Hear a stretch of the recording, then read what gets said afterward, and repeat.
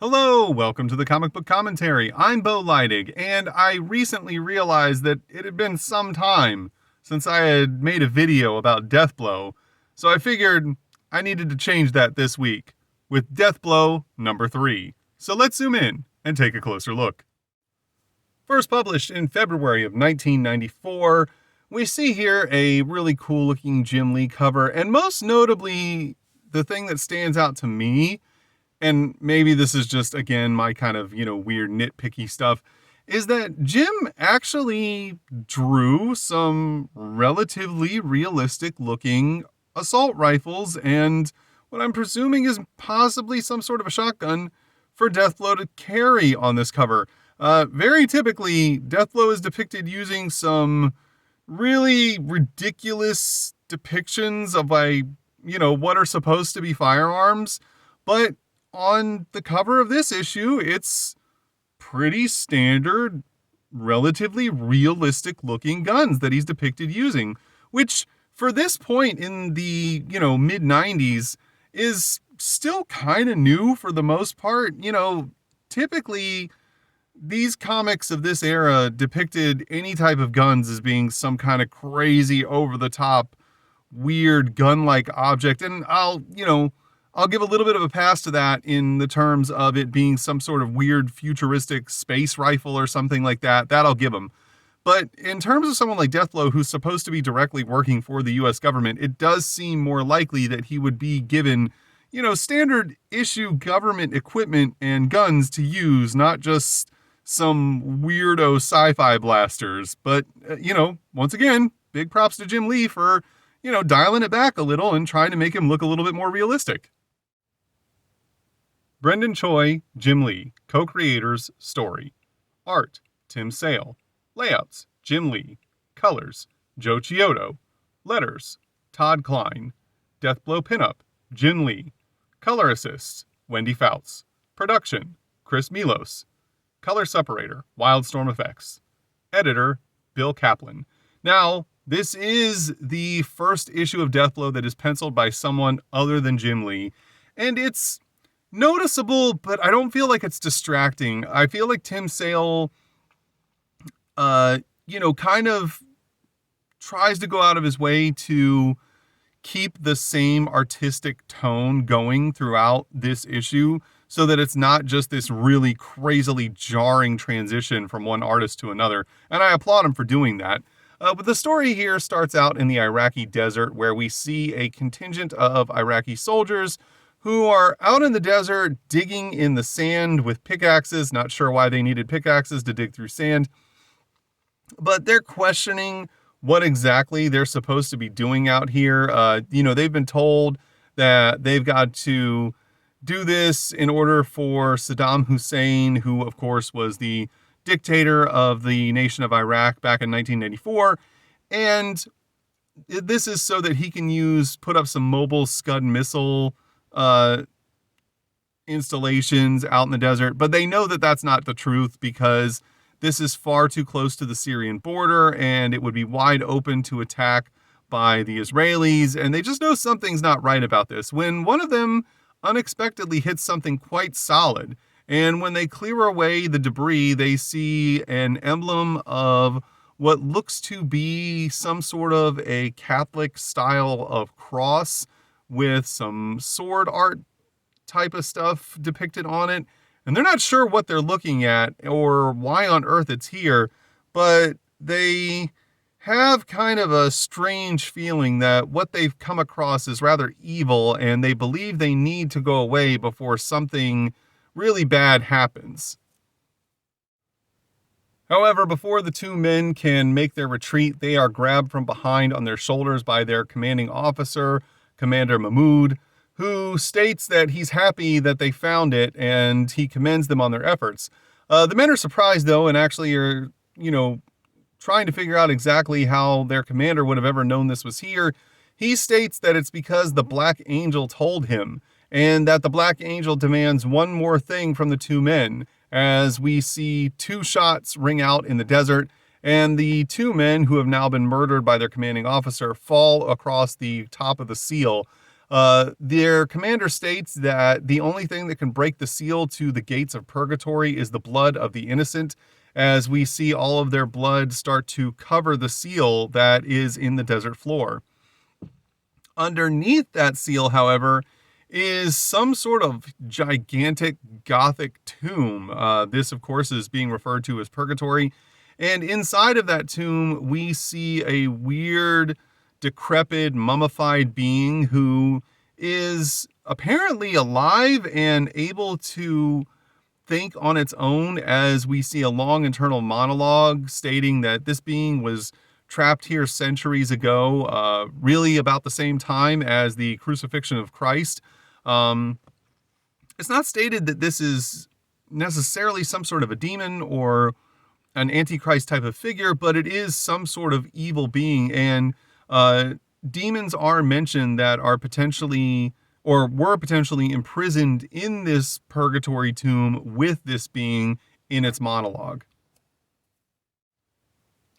As the blood continues to run down from the ceiling into the tomb, the creature on the bottom of the tomb on a cross type of altar states that, of all of the servants being imprisoned in the tomb of purgatory with him, he was able to use their life energy to keep himself alive over the centuries, and that the people imprisoning his followers with him never realized they were actually helping to keep him alive and also make him stronger. As we see the blood continue to flow down, it starts to revitalize his form as he starts to grow muscle tissue and expand his body size from its skeletal form. And we find out that the creature's goal is to now use the Middle East as a staging ground to bring about Armageddon and create a world nuclear war, and that it all hinges on him being able to use Michael Cray as the arbiter of this war, as we see him yell out now with his somewhat fanged teeth and hair growing back in and his body taking form again, as at the same time we see Michael Cray, aka Deathblow, shouting no, screaming it out at the top of his lungs. Now, if all of this seems kind of weird and like it doesn't belong in a Deathblow comic, that's because it may not. We see Deathblow jump to his feet, shouting as he's in the back of a transport plane, stating, "We've got to stop him, we can't set him free." The men around him all think he's gone crazy. Keep in mind, at this point, Michael Cray has a brain tumor that is slowly getting bigger, it's inoperable, and it will kill him. And they're not sure if he's just completely losing his mind, freaking out. He doesn't know if what he had was a nightmare or a vision or possibly hallucination. There's no telling given his medical condition or if what he saw was real. He then realizes that he is in fact on the back of a C-1 or inside the back of a C-130, and that they are slowly flying towards the drop zone that they're all supposed to jump out of the plane from. And he knows that he's got to calm down, but he also wants to make sure that the men on the mission with him know that they've got to stop what he saw and prevent this, world nuclear holocaust from happening. However, the commanding officer of the mission, Travis, runs to the back of the plane, putting a gun in Deathblow's face, stating, he's got to calm down, that they've got enough on their plate trying to deal with the Iraqis, and he doesn't need this kind of trouble. Deathblow tries to reason with him, stating, that they were given the wrong info and that this is a trap and that someone else is pulling the strings. Travis, of course, states, though, that that's always been the case and that no matter what their missions have been, they've always had to deal with, weird black ops stuff that's been going on behind the scenes. And, half the time they don't know if the intel they've been given is right or wrong. But, the fact of the matter is they have a mission to complete and they're just going to go in, do the job, kill who they have to kill, and get out. Travis then states that's what he's always admired about Deathblow is his ability to, basically compartmentalize all that, do what needed to be done, and then go back to his regular life. However, he does state that at this point, Deathblow's only got three choices. He can either stay on the plane, complete one last mission before he retires, or he can just, keep doing what he's doing and Travis will put a bullet in his head. And, this is a choice that, Deathblow's realizing is something he's got to decide here and now. Again, he believes what he saw in his vision or dream or hallucination, but there's no telling whether or not what he saw is actually real or going to take place. And he is very close to pushing Travis to putting a bullet between his head or between his eyes. And, that would kill him. But at the same time, the tumors that's in his head is also going to kill him. So it's this weird, choice that he's got to make of like, do I die now or do I put it off and wait a little bit later for that to happen? We then get an advertisement for Kindred #1. As of recording this video, I still have yet to make any videos about Kindred. I'll get around to it eventually. I believe I have all of it. This, of course, starring Grifter and Backlash. If you'd like to know more about their backstory, along with the backstory of Deathblow for that matter, check out my playlist on Team 7. That's kind of like the origin of a lot of the major players in the Wildstorm universe. And if you'd like to know more about Grifter with his role in Wildcats, you can check out my Wildcats playlist.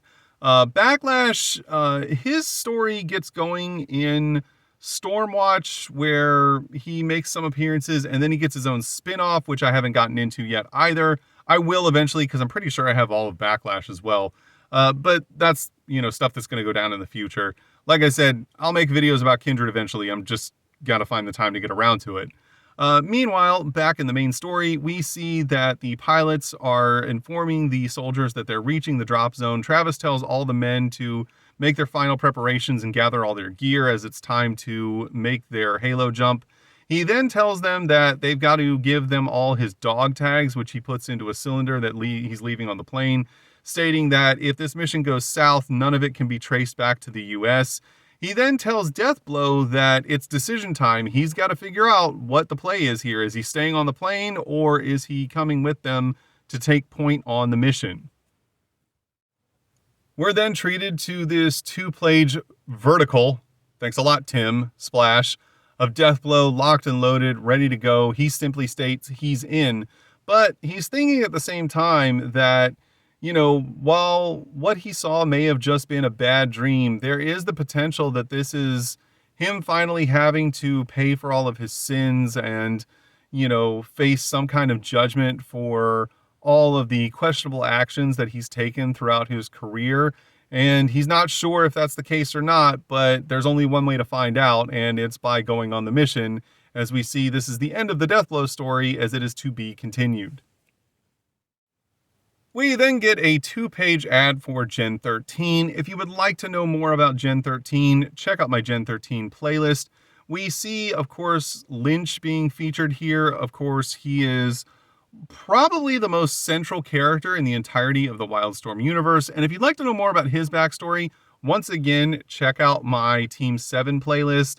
That gives more in-depth backstory to Lynch and, again, many of the other more important players in the Wildstorm universe in terms of where they came from and what their connections to each other are. We then get an advertisement for the Killer Instinct Tour, the third leg of the Killer Instinct Tour to be specific, most notably featuring Jim Lee and Mark Silvestri and a whole host of other people who, weren't necessarily huge in the industry at the time, but got bigger in the industry, most notably of which J. Scott Campbell, who is definitely a lot more famous now than he was in 1994.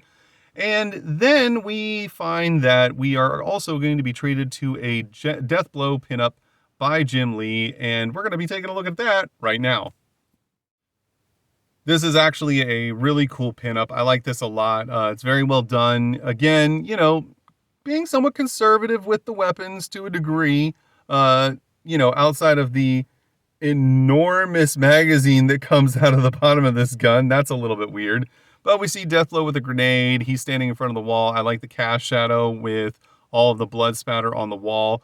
It's overall a really cool image, and, it's a cool little thing that they were including in comics at the time where you could pop this out and hang it on your wall. However, I'm actually very happy that whoever owned this book before I did chose not to do that and instead leave this pinup inside of the book so that I could share it with all of you today.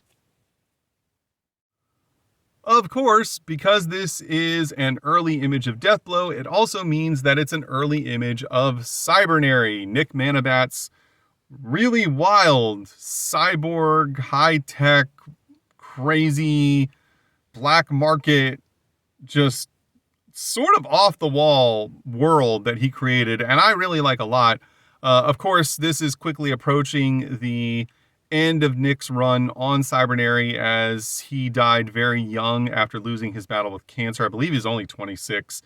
And, he did not draw very many issues of this book. And I'm glad that he was able to get this book made before he passed. And I really wish that he had been able to, beat cancer and continue working on it. And, I'd like to think that there was some sort of world and some, different alternate timeline in which, Nick kept on doing it and would still be drawing it to this very day. Because I really like Cybernary a lot, despite, some of the gripes I have about it, which we'll get into going into the story.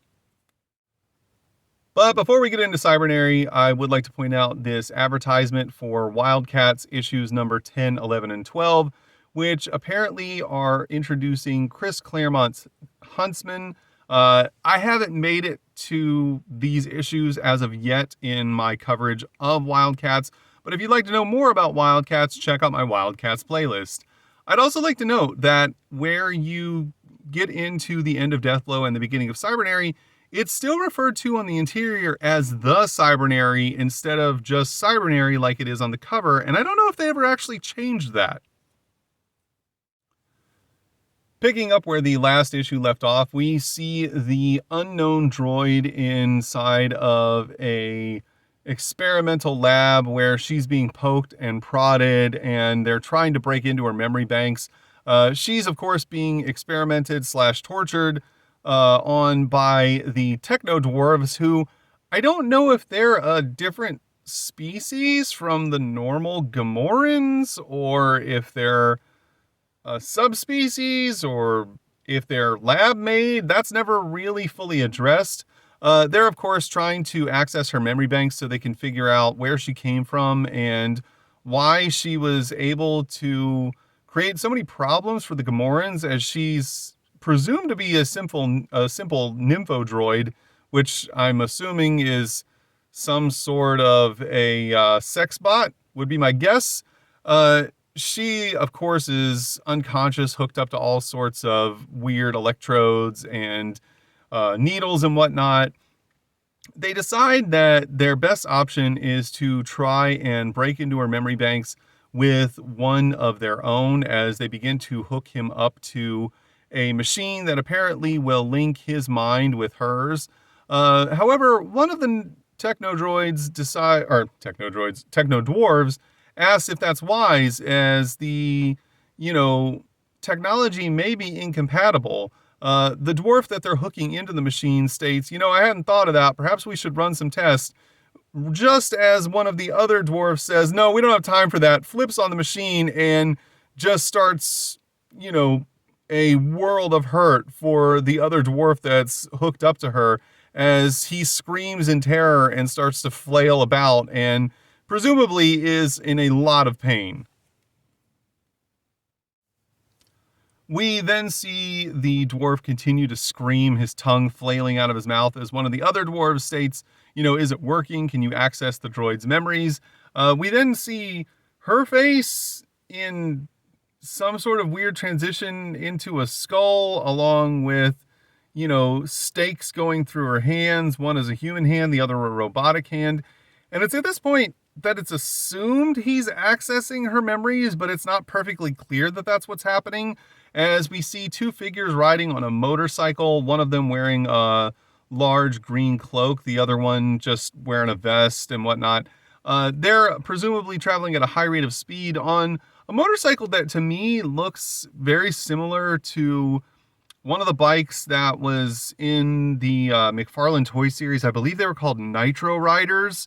There were like 4 or 5 different ones where they all came with their own individual motorcycle, and there was like a Spawn version, and then there was, a bunch of different other characters that I don't think existed outside of that series. If anyone remembers what I'm talking about, feel free to bring it up in the comment section. I can't remember off the top of my head if that's what it was called, but I believe it was Nitro Riders.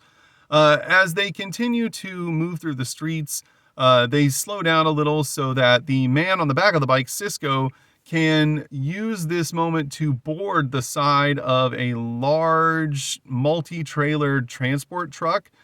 We see him jump from the bike, grab onto the side of the truck with some sort of suction devices, and then proceed to hack into the key code on the side of the truck to gain access so that he can, I guess, steal it. It's, again, none of the motivations here are really explained, and, we kind of get an idea of what's happening, but we're just kind of along for the ride at this point.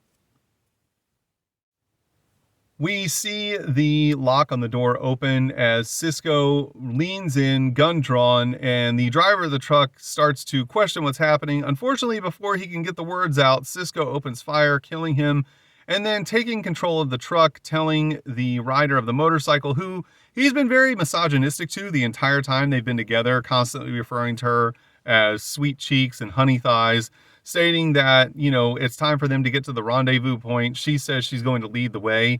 As she pulls up onto a dock where there are some men waiting for her, we find out that the name of the rider is Katrina. As she pulls up on the bike, they ask her what took so long. She was supposed to be here already, but she states that they ran into some problems as the truck had to leave the dairy late. The man who seems to be in charge of this gang of other men states dairy, and she says yes, that's how they were transporting all of the weapons. As the men seem to be a little bit confused, but then see the truck pulling up behind her and are put at ease when they realize that the cargo they're waiting for is about to be in their hands.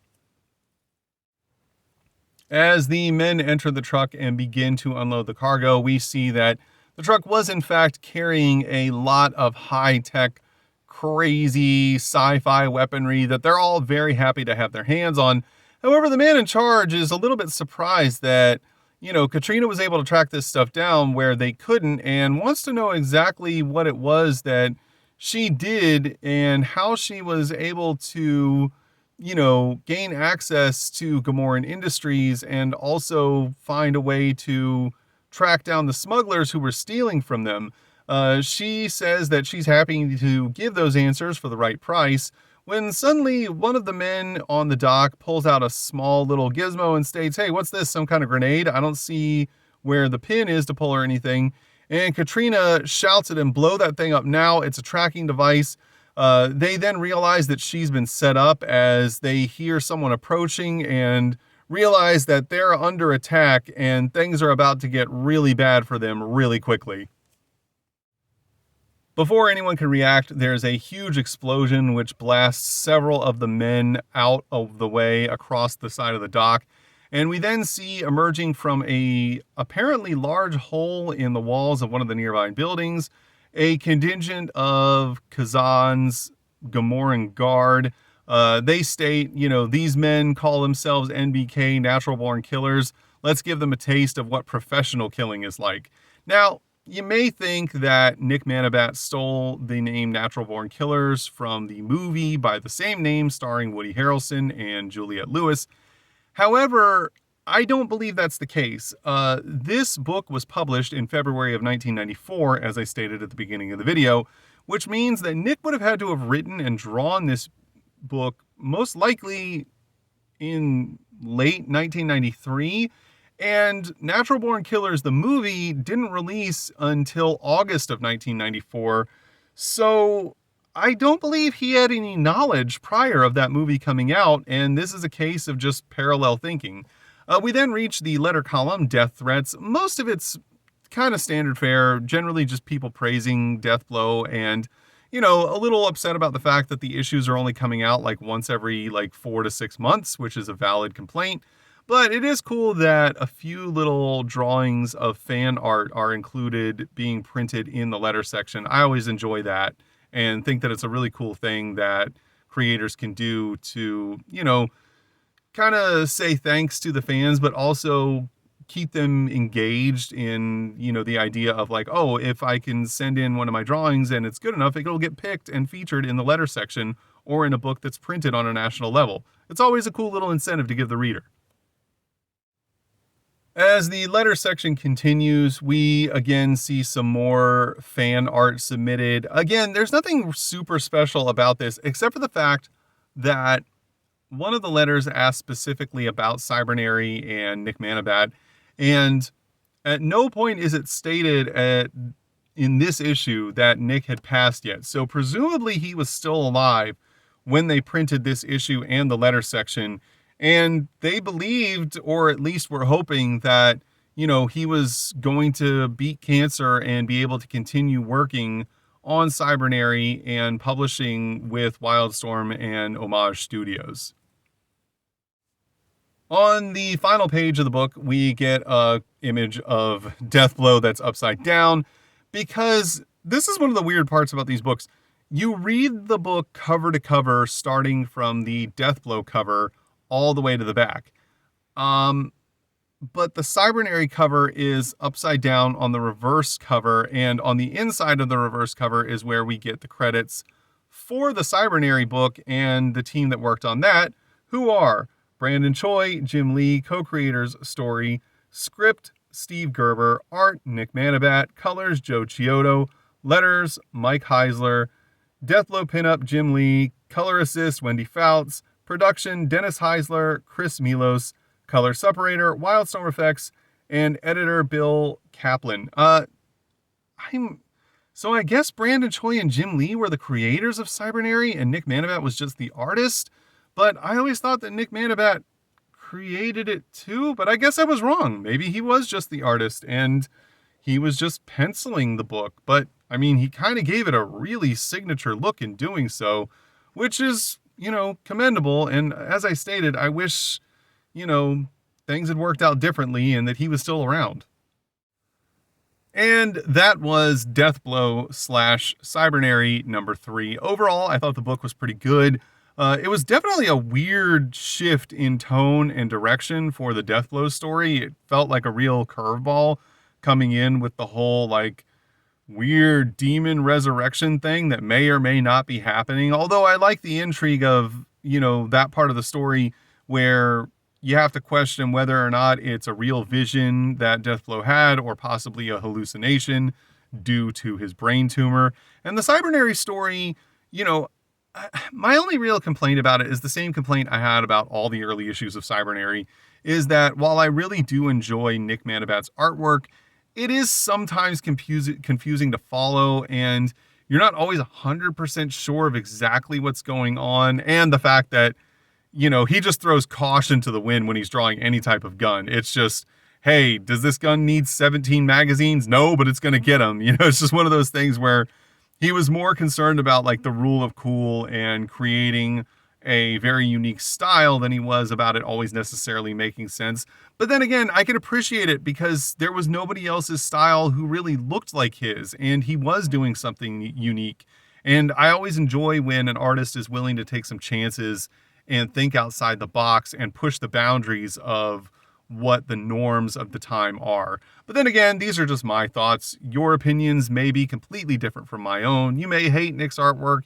You might have thought that everything made perfect sense with Deathblow and that, nothing about the whole demon resurrection purgatory storyline was out of the norm whatsoever. And if that's the case, it's okay, because everybody's entitled to their own opinions. If you enjoyed today's video, please feel free to like, comment, and subscribe. And thanks for stopping by. Have a great day.